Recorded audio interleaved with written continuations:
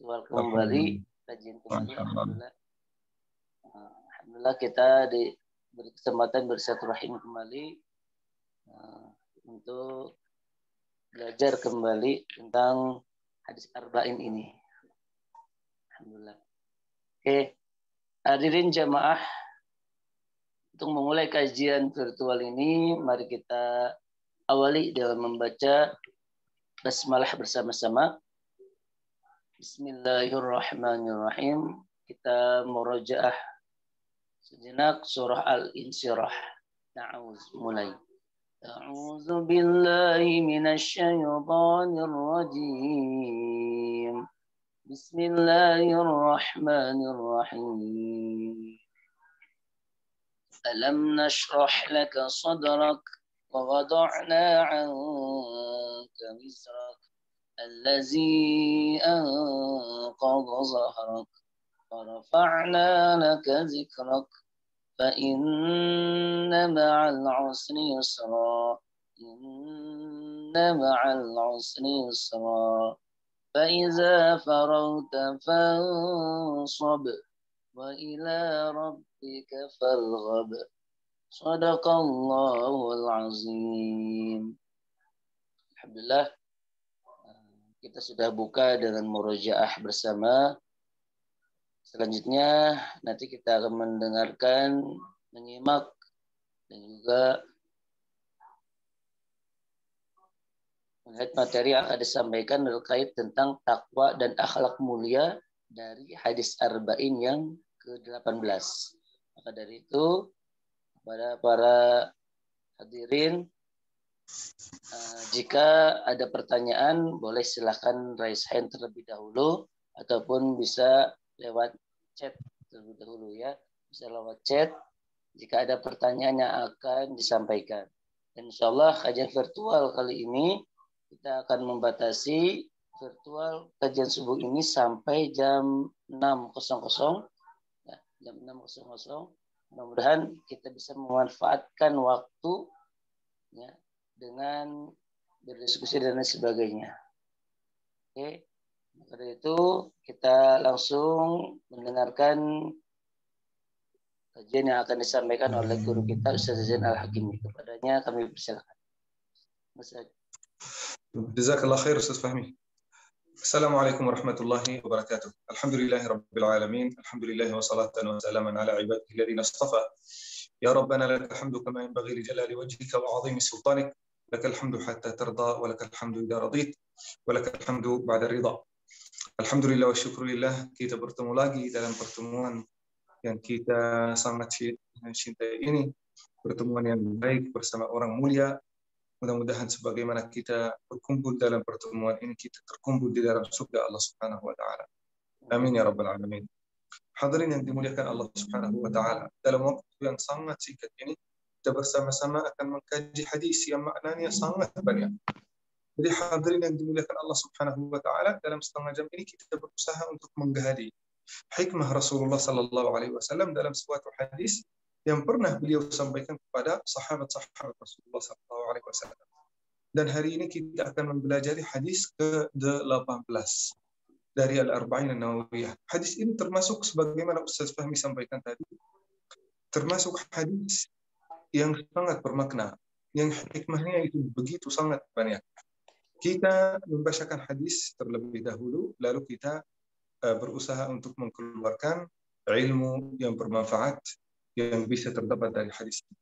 Rasulullah sallallahu alaihi wasallam bersabda dalam hadis ini yang diriwayatkan oleh Abu Dzar Al-Ghifari dan juga Mu'adz bin Jabal, dua di antara sahabat Rasulullah sallallahu alaihi wasallam yang sangat mulia. Mereka berkata, Rasulullah sallallahu alaihi wasallam bersabda, "Ittaqillaha haitsu ma kunt wa atbi'is sayyi'ata al-hasanata tamhuha wa khaliqin nasa bi khuluqin hasan." Artinya apa? Ittaqillaha haitsu ma kunt. Bertakwalah kepada Allah di mana engkau berada. Lalu wa atbi'is sayyi'ata al-hasanata tamhuha. Iringilah dosa, maksiat, keburukan dengan apa? Dengan kebaikan. Iringilah dosa dan maksiat dengan kebaikan. Wa khaliq tamhuha. karena kebaikan tersebut akan menghapuskan dosa dan maksiat. Yang ketiga, wa khaliqin nasa bi khuluqin hasan. Bergaulilah manusia dengan akhlak yang mulia, dengan akhlak yang baik. Itu hadis Rasulullah sallallahu alaihi wasallam. Hadis ini diriwayatkan oleh Imam At-Tirmizi dan kata Imam Al-Albani termasuk hadis yang hasan, sahih. Nah, marilah kita membacakan hadisnya lagi dengan mentadabburi makna-maknanya. Kita dulu berbicara tentang perawi hadis ini. Perawi hadis ini adalah Abu Dzar Al-Ghifari. Beliau asli dari Yaman. Sebagaimana mungkin 2/3 dari sahabat Rasulullah sallallahu alaihi wasallam itu berasal dari Yaman. Apalagi mungkin Ansar, Al-Aus wal Khazraj ini semuanya 100% berasal dari Yaman juga. Jadi jangan merasa heran, kenapa ini banyak perawi hadis Abu Hurairah, Abi Dzar, Mu'adz bin Jabal, semuanya berasal dari Yaman. Karena 2/3 di antara sahabat Rasulullah sallallahu alaihi wasallam dan juga dari pasukan Rasulullah sallallahu alaihi wasallam saat jihad itu asal usulnya adalah Yaman. Nah, di antaranya Abu Dzar Al-Ghifari. Abu Dzar Al-Ghifari dari suku Ghifar. Suku Ghifar ini salah satu suku di Yaman. Ghifarul Yaman namanya. Beliau terkenal dengan zuhud. Beliau terkenal dengan takwa yang luar biasa. Abi Dzar Al-Ghifari. Bahkan beliau siap melawan orang kaya, orang yang berkuasa supaya menegakkan keadilan. Beliau tidak peduli dengan maslahat beliau sendiri. Nggak pernah mencari maslahat beliau sendiri. Lalu berusaha berjihad dan juga menyampaikan kata-kata yang paling benar dan tidak takut dari siapapun. Sampai-sampai beliau pernah melawan Umar bin Khattab. Abi Dzar Al-Ghifari. Melawan Umar bin Khattab karena menurut Abi Dzar Al-Ghifari ada beberapa hal-hal yang perlu dilakukan. Ini mungkin karena ketakwaannya, karena zuhudnya, dan wajar di antara dua manusia, dua-duanya baik, Umar bin Khattab dan juga Abi Dzar Al-Ghifari, pasti ada beda pendapat. Sebagaimana sekarang mungkin ada banyak ustadz-ustadz, banyak ulama-ulama yang pendapatnya berbeda.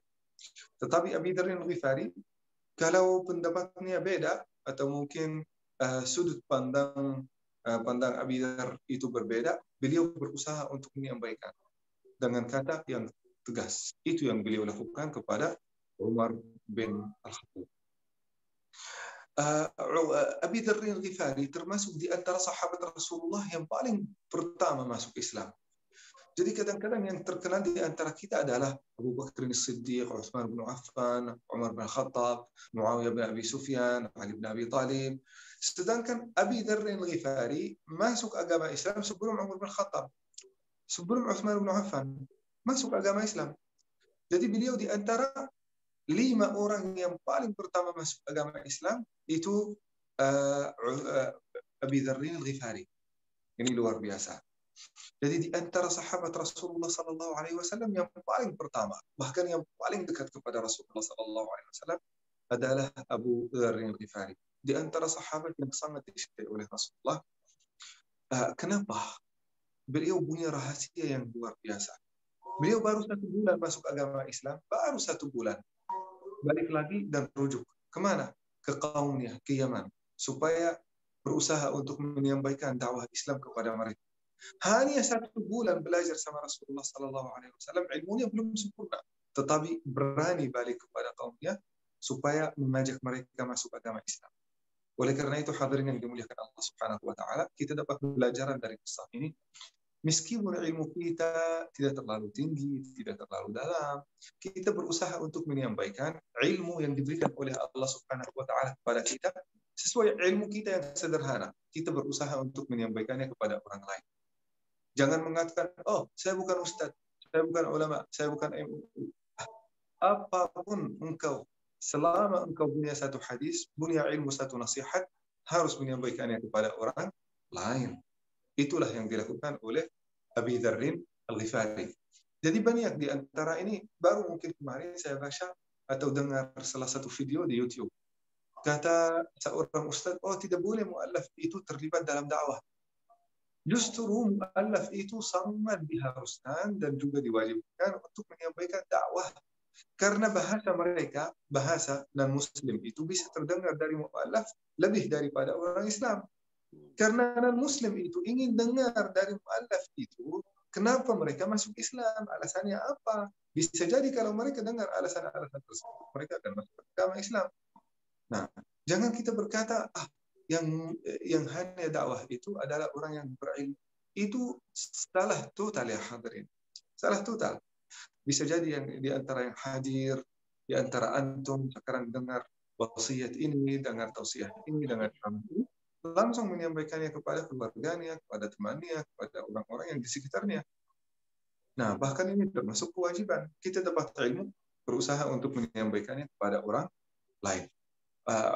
Abi Dzar Al-Ghifari juga, beliau di antara sahabat Rasul yang banyak hadisnya, banyak riwayat hadisnya. Beliau sampai meriwayatkan 281 hadis, mendekati 300-an hadis, Masya Allah. Ini yang sahih, belum lagi yang tidak sahih. Ini Abi Dzar Al-Ghifari, semuanya diriwayatkan oleh beliau. Beliau wafat di Ar-Rubadah, dekat dari Al-Madinah.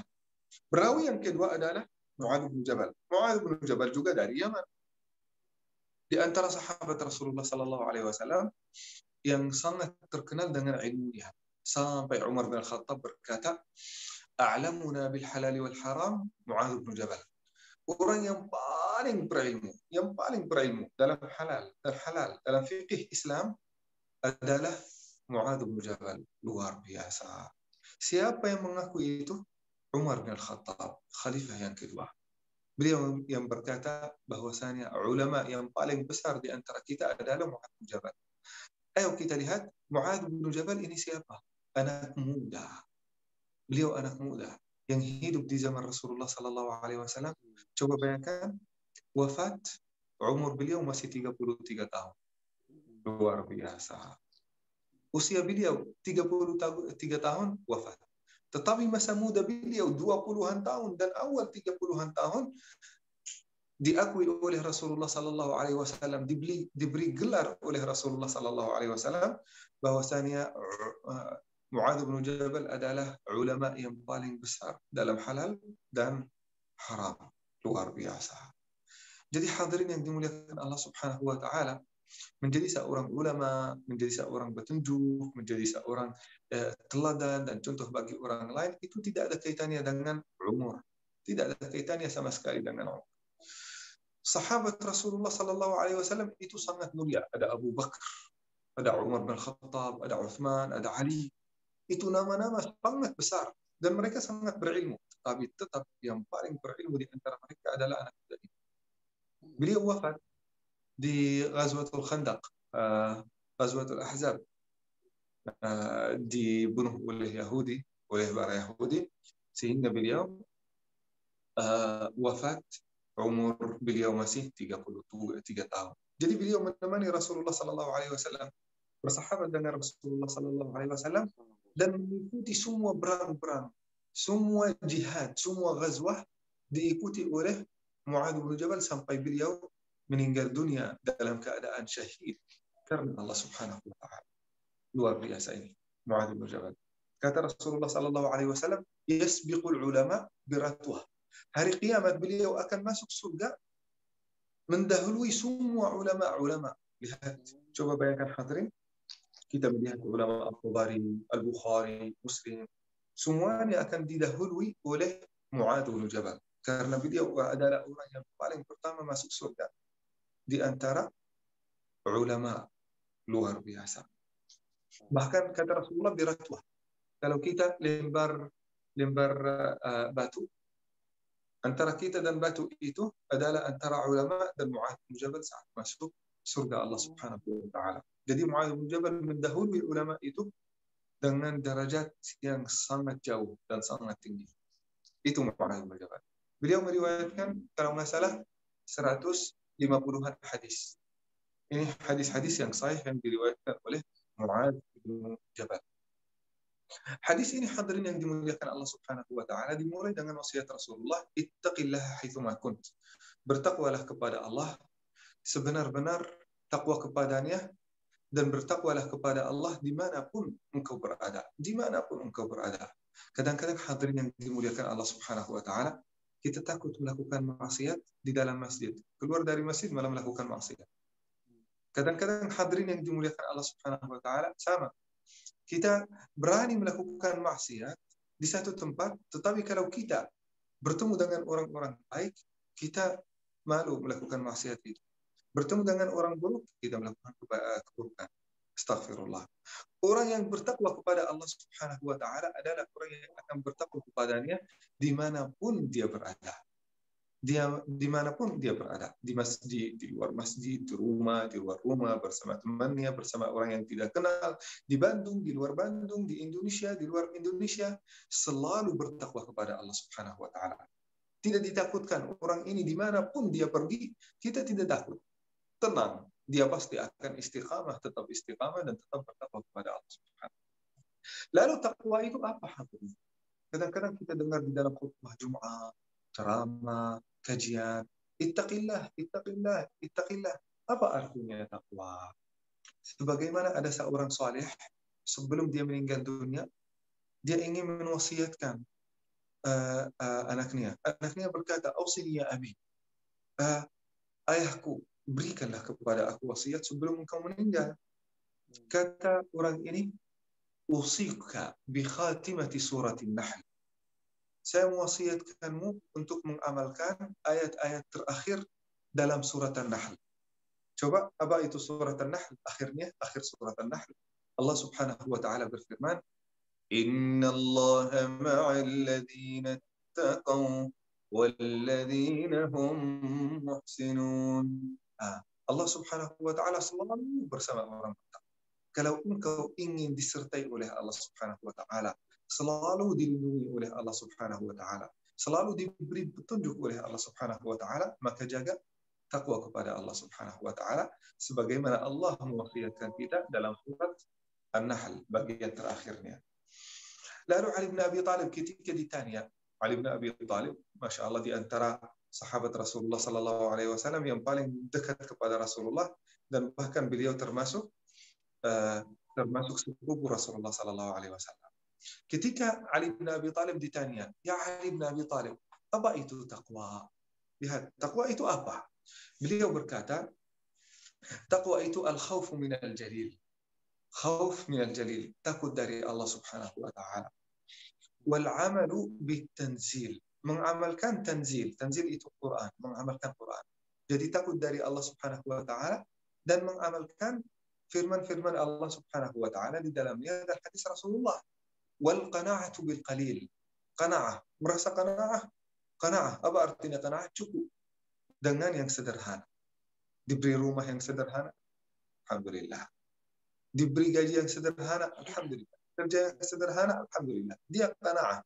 Dia terlalu tidak mengharap yang ada di tangan orang lain. Tidak iri, tidak dengki kepada orang lain. Sudah, qana'ah. Ini adalah yang ditakdirkan oleh Allah Subhanahu wa Ta'ala kepada Muhammad. Jadi yang pertama adalah takut dari Allah Subhanahu wa Ta'ala, mengamalkan Al-Quran, dan selalu qana'ah. Yang ketiga, kata Ali bin Abi Thalib, yang keempat ya, al-isti'dad li yaumir rahil, prepare, mempersiapkan diri untuk ar-rahil. Ar-rahil itu apa? Kematian. Saat kematian itu datang, kita sudah siap untuk menghadapinya. Meskipun besok, meskipun nanti malam, kita sudah siap. Apa yang kita siapkan?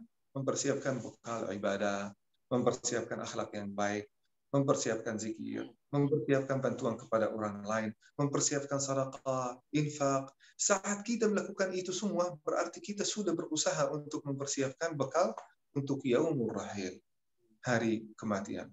Dan setiap di antara kita, setiap orang di antara kita, itu pasti suatu hari akan meninggal dunia. Dan suatu hari akan bertemu dengan Allah Subhanahu wa Ta'ala. Jadi jangan terpesona, jangan engkau tertibu dengan bisa jadi kesehatan yang engkau alami sekarang. Bisa jadi besok sakit, bisa jadi. Jangan engkau tertibu dengan umur yang sangat muda yang engkau alami sekarang. 30-an, 20-an, 10 belasan tahun. Banyak orang yang masih muda mereka meninggal dunia dan bertemu dengan Allah Subhanahu wa Ta'ala. Jangan tertipu dengan kekuasaan, karena banyak orang yang menguasai juga bertemu dengan Allah Subhanahu wa Ta'ala. Tidak dunia apapun, tidak akan membawa apapun kecuali amal saleh kepada Allah Subhanahu wa Ta'ala. Jadi hadirin yang dimuliakan Allah Subhanahu wa Ta'ala, we have to be always prepared. Jadi setiap hari, setiap saat, bahkan setiap detik kita berusaha siap untuk bertemu dengan Allah Subhanahu wa Ta'ala. Kata Ibnu Mas'ud. Ibnu Mas'ud sahabat Rasulullah sallallahu alaihi wasallam yang sangat mulia, ditanya oleh para sahabat, "Ya Ibnu Mas'ud, apa itu takwa?" Beliau berkata, ini memberikan jawaban yang sangat singkat tetapi sangat bermanfaat. Saya berharap kalau ibu-ibu dan bapak-bapak bisa mengertinya. Kata Ibnu Mas'ud, "Ara'aita idza kunta fi tariqin fihi syawk, madza taf'al?"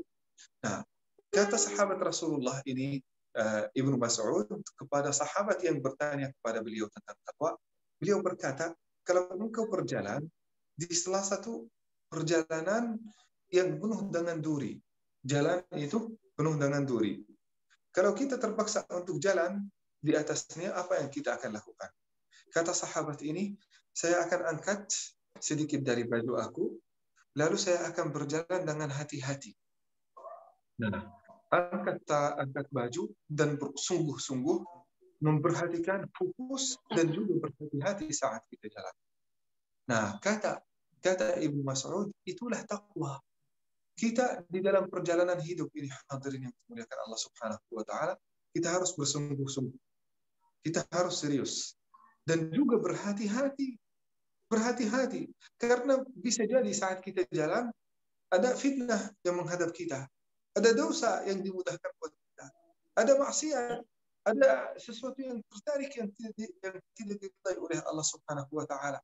Ada teman-teman buruk. Maka saat kita berjalan di dalam kehidupan ini, kita harus sangat bersungguh-sungguh, sangat serius. Pada waktu yang sama, kita harus sangat berhati-hati.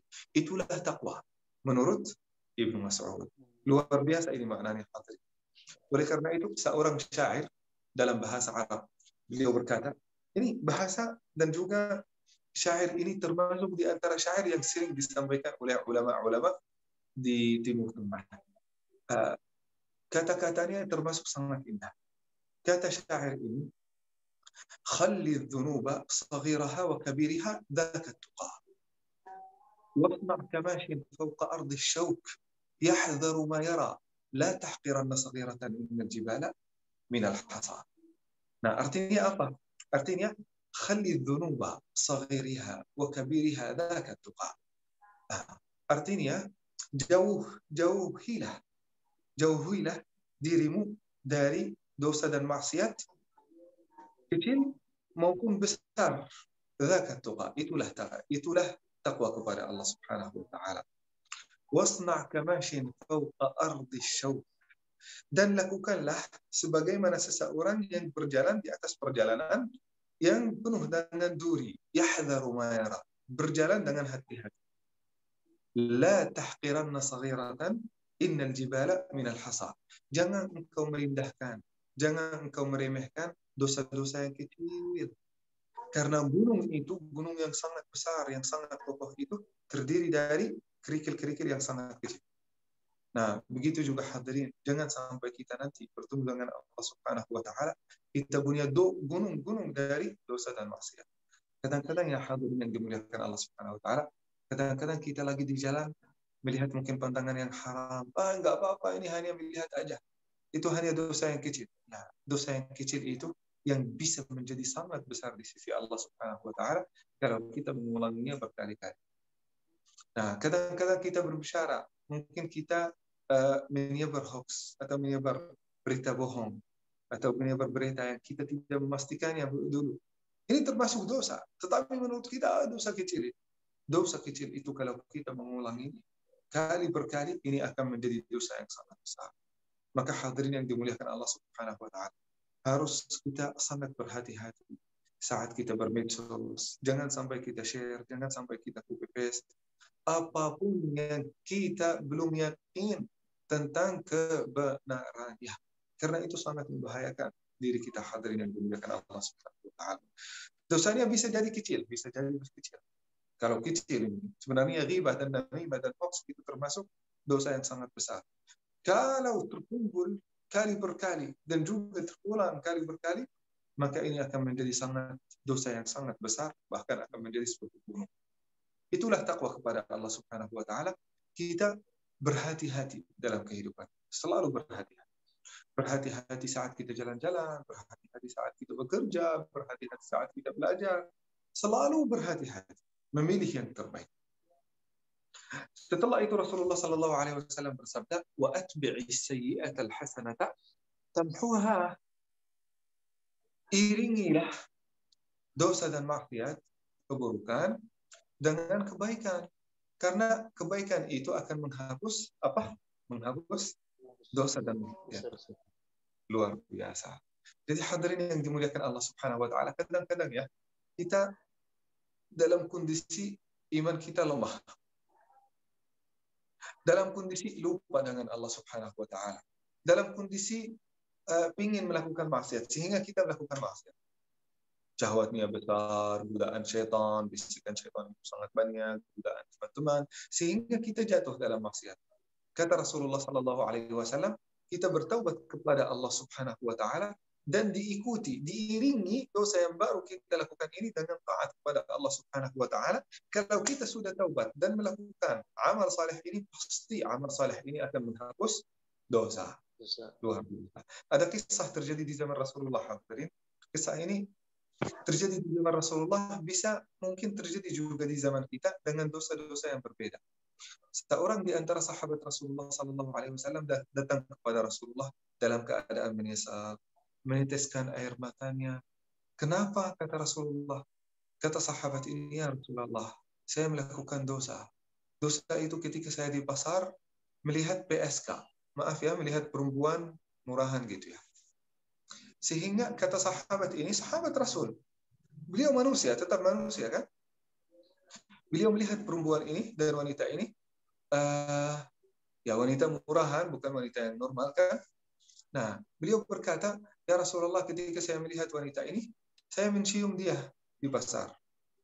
Nah, dan orang Arab saat itu berzinahan di antara mereka di al-jahiliyah itu sesuatu yang sangat lumrah. Nah, jadi hadirin yang dimuliakan Allah Subhanahu wa taala, ini curhat kepada Rasulullah. Ya Rasulullah, saya mencium perempuan di pasar. Dan sekarang saya sangat menyesal.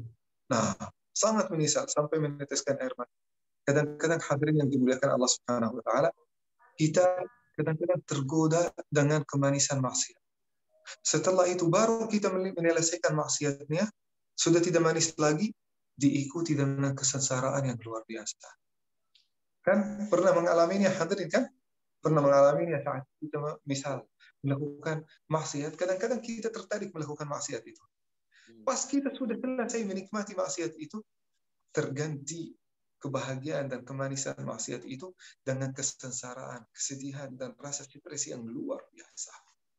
Itulah juga perasaan sahabat Rasul ketika melakukan maksiat itu datang kepada Rasulullah. Dalam keadaan sedih, stres, ya Rasulullah, saya melakukan dosa ini. Ingin bertaubat kepada Allah, ingin bertaubat. Kata Rasulullah sallallahu alaihi wasallam, tunggu, nanti saya sampaikan kepadamu. Nunggu sampai salat asar. Salat asar itu berjamaah bersama Rasulullah. Jadi Rasulullah yang menjadi imam di Masjid Nabawi. Di antara jamaah ini adalah sahabat ini yang melakukan maksiat. Setelah salat, Rasulullah memanggil sahabat ini yang pernah melakukan maksiat. Datang kepada saya. Engkau tadi berbicara tentang dosa yang engkau lakukan dan ingin supaya dosa itu diampuni oleh Allah Subhanahu wa taala. Kata Rasulullah sallallahu alaihi wasallam, baru sekarang Allah Subhanahu wa taala menghapuskan dosamu. Kenapa menghapuskan dosamu? Karena engkau melakukan salat asar. Luar biasa. Beliau sudah bertaubat karena beliau datang kepada Rasulullah dalam keadaan menyesal dan berjanji tidak akan mengulanginya lagi. Sampai salat asar, beliau melakukan kewajiban, melakukan taat, apalagi diimami oleh Rasulullah sallallahu alaihi wasallam, terhapus dosanya. Jadi hadirin yang dimuliakan Allah Subhanahu wa taala, ibu-ibu, bapak-bapak yang hadir hari ini, jangan merasa putus asa kalau kita pernah melakukan dosa dan maksiat. Itu justru insya Allah mudah sekali diampuni oleh Allah apabila kita bertaubat dan bertaubat benar-benar menyesal. Bukan main-main, menyesal kepada Allah Subhanahu wa taala dan juga diikuti.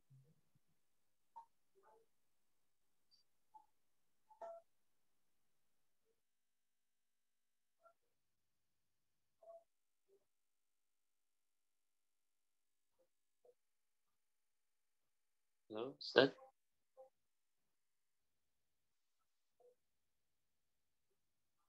Oke, ditunggu sebentar Ustaz.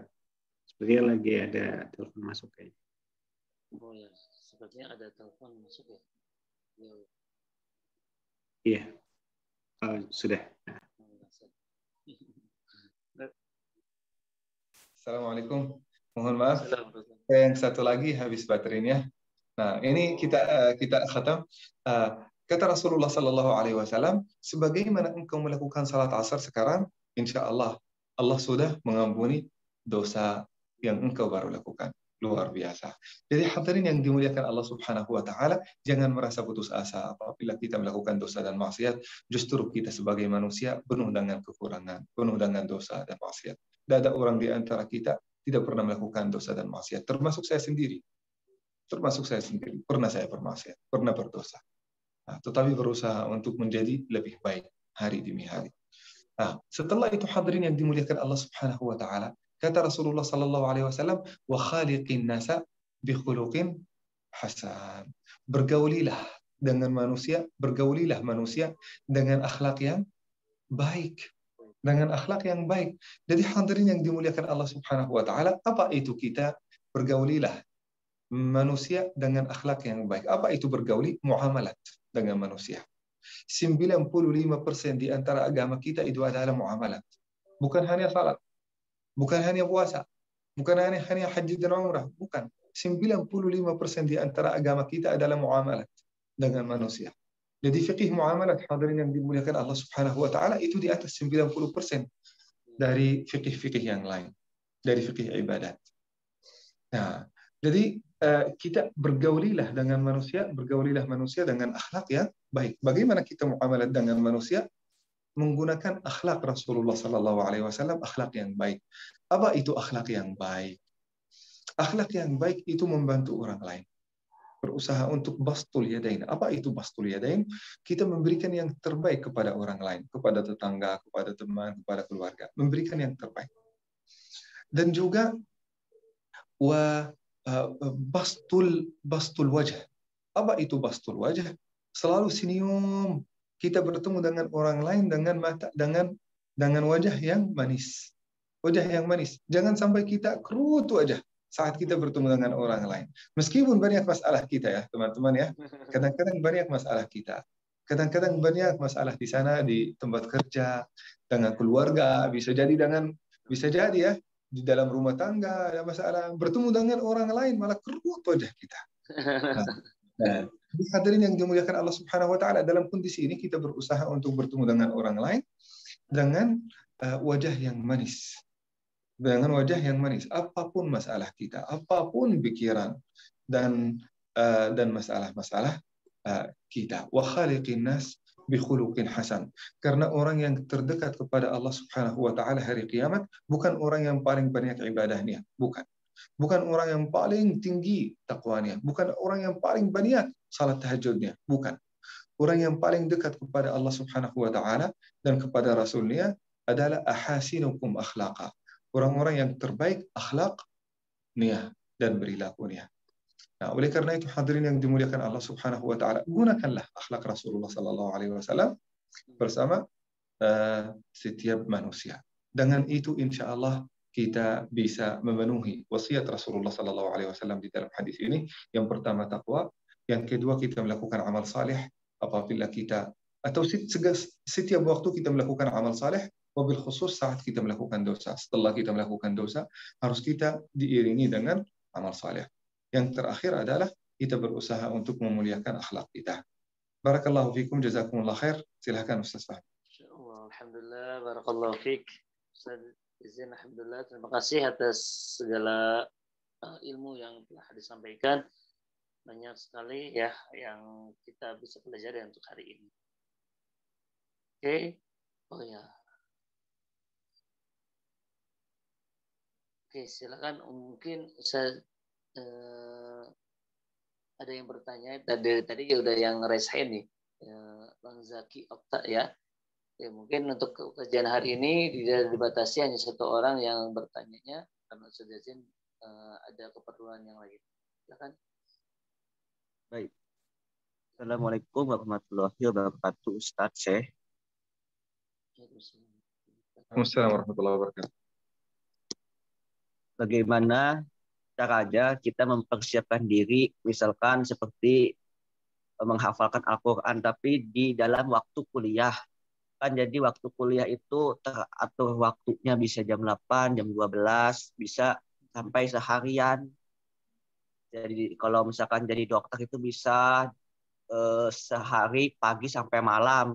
Itu bagaimana cara mengatur waktu untuk murojaahnya dan menghafal. Dan bagaimana cara kita bisa menunjukkan bagaimana kelihatan takut dari Allah Subhanahu wa Ta'ala. Terima kasih. Ya. Pertanyaan pertama, bagaimana kita belajar Quran ya, dan bagaimana kita menjaga takwa saat kuliah ya. Nah, Iya. setahu saya juga pernah kuliah. Setahu saya kuliah itu tidak akan memakan waktu 24 jam. Nah, jadi mungkin kalau kita memaksimalkan usaha kita, memperhatikan kuliah kita di waktu-waktu tertentu, insya Allah kita dapat nilai-nilai terbaik.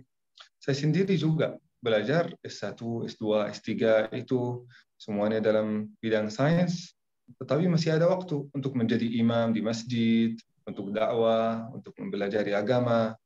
Nah, jadi kalau kita memanage waktu, mengelola waktu kita, insya Allah waktu itu cukup untuk segala-galanya. Waktu cukup. Asal kita benar-benar memanfaatkan waktu kita. Memanfaatkannya dengan baik. Nah, entah itu untuk Quran atau amal saleh yang lain. Bagaimana kita menjaga takwa? Menjaga takwa hadirin sebagaimana yang telah disampaikan tadi. Kita harus berhati-hati terus, berhati-hati. Berhati-hati. Orang yang berhati-hati itu gimana? Dia takut, misal, berhati-hati kalau kita bilang, oh, orang itu penipu. Orang itu penipu. Nah, kita akan berhati-hati saat kita bergaul dengan orang itu, saat kita bermuamalah dengan orang itu. Sehingga kita tidak ditipu oleh orang itu. Dan berhasil tidak ditipu. Kenapa? Karena kita berhati-hati. Nah, begitu juga saat seseorang berkata kepada kita, Rasulullah menyampaikan kepada kita, berhati-hati apabila kita di dunia ini. Di dalam dunia ini kita diberi kesempatan untuk bergaul dan juga bermuamalah dengan dunia ini. Di dunia ini kita harus berhati-hati. Nah, kita harus berhati-hati. Jangan sampai kita tertipu dengan kemanisan maksiat yang ada di dunia, dengan syahwat yang ada di dunia, karena bisa jadi kita akan terjerumuskan dalam kemurkaan Allah Subhanahu wa Ta'ala, dan akhirnya kita akan dilemparkan ke dalam api neraka. Nah, penipu, dunia ini penipu. Dunia ini penipu. Jangan tertipu dengan dunia ini. Jadi itu takwa kepada Allah Subhanahu wa Ta'ala, selalu berhati-hati. Barakallahu fiik. Terima kasih, Ustaz. Gimana, Bang Zaki? Sudah ada yang ingin lagi? Mungkin bagaimana ya murojaah itu, apakah waktu diselang-seling waktu, misalkan dalam istirahat kuliah, atau bagaimana gitu kali cara murojaah mencari-cari waktunya gitu, Ustaz Syekh. Ya, manage waktu, diatur waktunya. Ini waktu untuk murajaah, ini waktu untuk kuliah, ini waktu untuk tugas. Nah, gitu. Ya, syukron Syekh. Ya. Semangat ya, Bang Zaki ya. Memanage waktu, sempatkan waktu, ya, luangkan waktu juga, dimanage mana untuk belajar, mana untuk murojaah. Ya. Oke, terima kasih. Barakallahu fiik. Ustaz Zain, terima kasih atas ilmu yang telah disampaikannya. Mudah-mudahan kita semakin meningkatkan ketakwaan kita kepada Allah Subhanahu wa Ta'ala dan juga beramal soleh kepada seluruh umat yang ada di sini juga, dan mudah-mudahan bertambah pahala bagi kita semua Dengan begitu segala dosa dan kesalahan yang telah kita perbuat diampuni oleh Allah Subhanahu wa taala. Oke, terima kasih atas segala partisipasinya semuanya. Insyaallah untuk kajian virtual subuh kali ini dicukupkan untuk sekian, dan kita akan akhiri dengan baca doa. Ustaz berkenan untuk menutup dengan doa, Ustaz.